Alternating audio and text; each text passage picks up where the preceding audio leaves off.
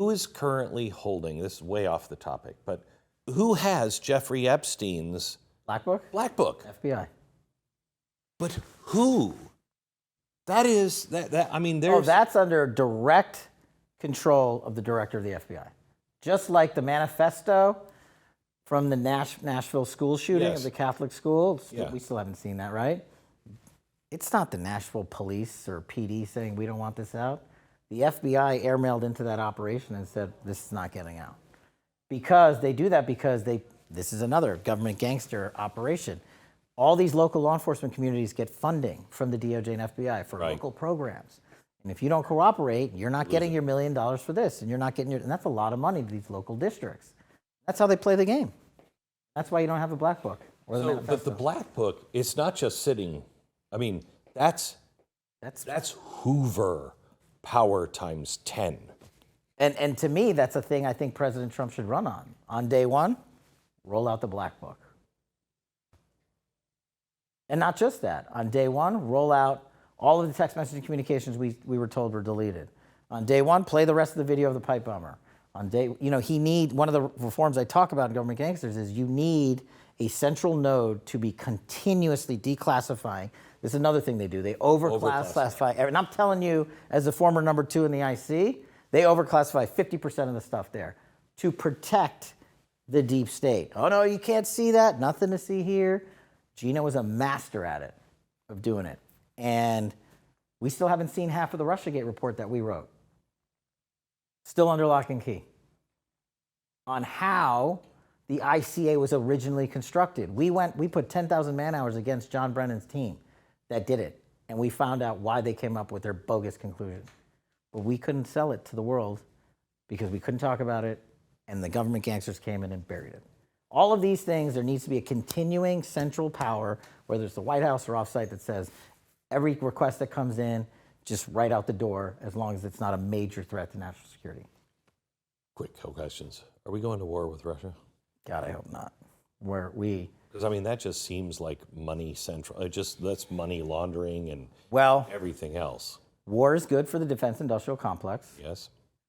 And whatever your take is on the Ukraine, sending $120 billion, not just of money. I'll give you one example. The United States has sent 7 years worth of our surface-to-air missiles to the Ukraine. That means if we started today and produced them at the rate we do, it would take us 7 years to get back our stockpile. So how are we going to go to war with Russia? That's just one example. What's the motivation? Money. Weakness? Money? Money. They want money. Everybody gets rich in wartime, except the American people. Should the Kennedy stuff be released? Yes.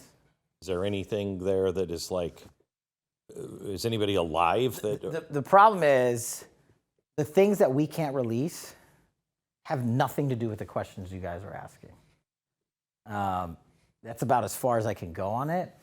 But like the answers you guys want, you pretty much have them.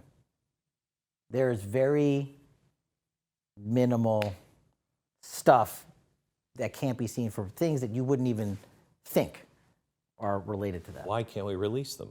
They're, 1960s.